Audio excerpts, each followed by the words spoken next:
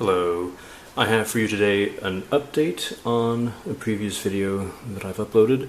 I unboxed this limited edition Tolstoy pen a while ago, and I noted that the barrel had suffered a bit of wear, and all credit to Montblanc, they were able to fix it.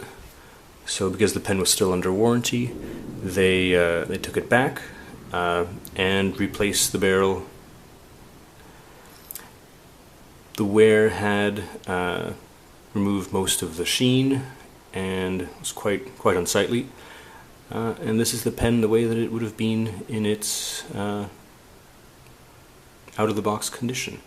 So hats off to Montblanc for good customer service. And there you have it.